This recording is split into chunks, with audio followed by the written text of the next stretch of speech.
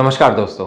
आज हम इस वीडियो में बात करेंगे दर्द की एक गंभीर प्रॉब्लम के बारे में जिसका नाम है ट्राइजेमिनल न्यूरैल्जिया।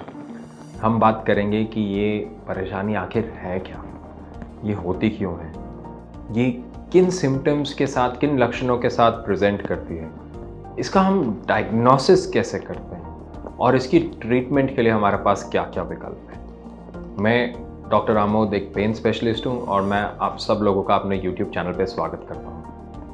ट्राइजेमिनल न्यूरैल्जिया, अगर हम इस शब्द को तोड़ें तो ट्राइजेमिनल का मतलब होता है एक नस जो आपके चेहरे के एक प्रमुख हिस्से को सप्लाई करती है, और न्यूरैल्जिया मतलब कि नसों से उठने वाला दर्द। तो दोनों को जोड़ें तो ये एक कंडीशन है जिसमें चेहरे पे, फेस पे दर्द होता है, और ये दर्द इतना सिवियर होता है कि इस बीमारी का एक और नाम है सुसाइड डिजीज़।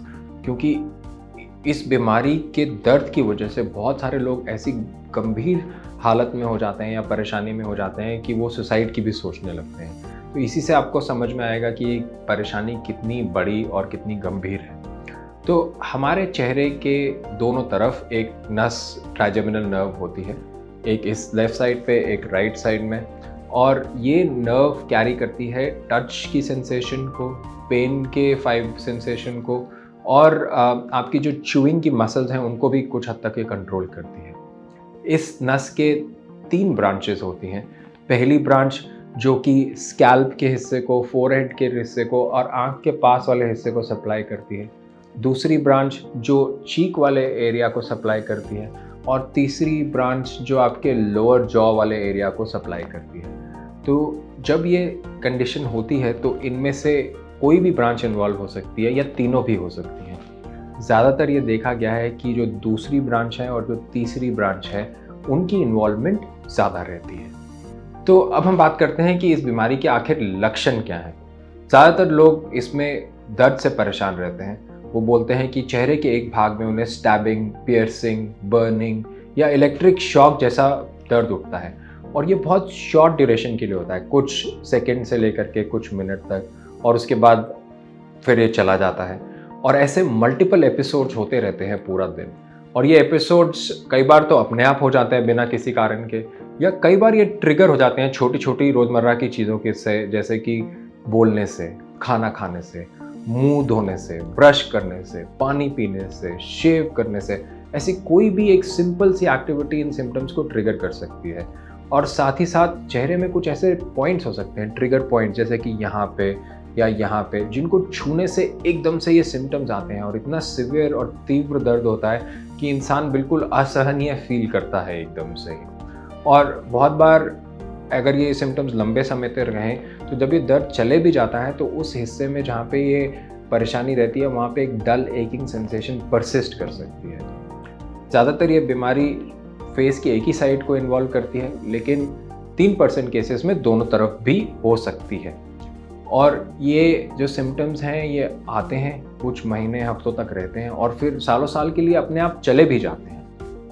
अगर इतना सीवियर किसी को दर्द रहे तो उसकी वजह से और बहुत सारी सेकेंडरी प्रॉब्लम्स आनी शुरू हो जाती हैं, जैसे कि मूड कम खराब रहना, एंग्जाइटी होना, ब्रश ना कर पाने की वजह से मुंह की हाइजीन की प्रॉब्लम होना, खाना ना खाने की वजह से वज़न में कमी आना।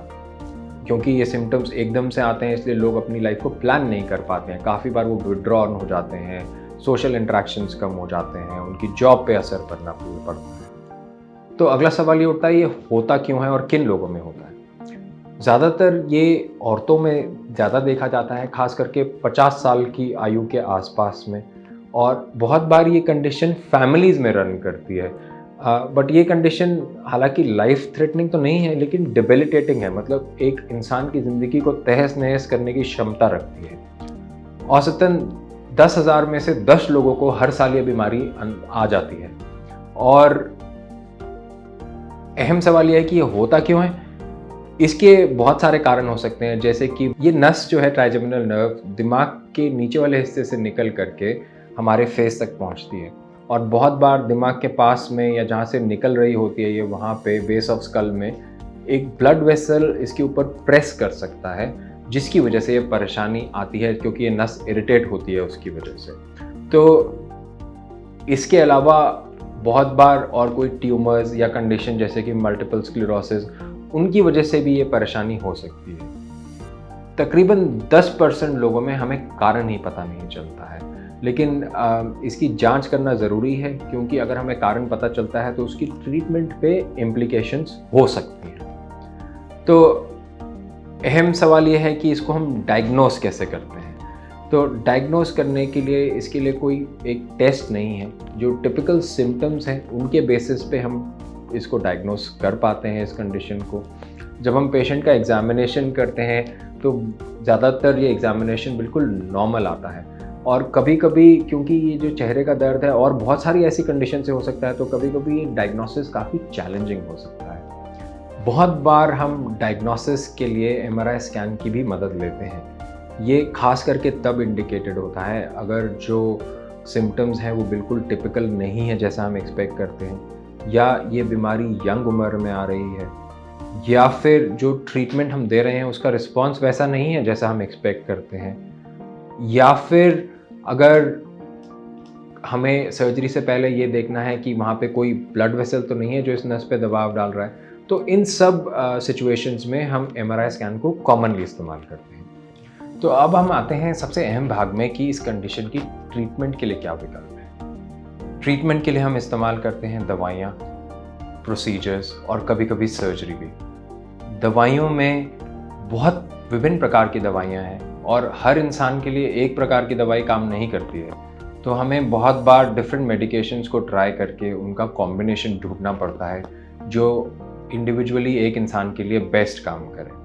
और जो कॉमन पेन किलर्स हैं वो इस कंडीशन में ज़्यादा इफ़ेक्टिव नहीं रहते हैं और हमें नसों पे काम करने वाली दवाइयों को इस्तेमाल करना पड़ता है।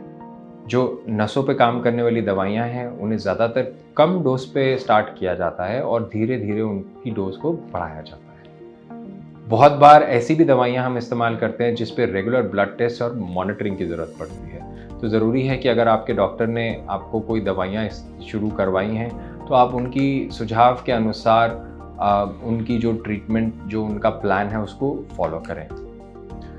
तो अगर खाली दवाइयों से आराम नहीं आ रहा है तो विभिन्न प्रकार के पेन प्रोसीजर्स हैं जो किए जा सकते हैं जिससे आपको आराम मिले। इन पेन प्रोसीजर्स में जो सबसे सिंपल विकल्प हैं वो ओपीडी में ही किए जा सकते हैं, जिसमें जो नसें जब दिमाग से निकल चुकी हैं और मुंह की तरफ पहुंच चुकी हैं वहाँ पे अगर इनको ब्लॉक किया जाए तो बहुत बार उससे भी लंबा आराम आ जाता है, क्योंकि कई बार सिर्फ हमें इतना ही करना होता है कि इस पेन के सर्कल को ब्रेक करना होता है और उससे आने वाला आराम बहुत लंबा हो जाता है अगर वो डिजीज़ रिमिशन में चले जाए।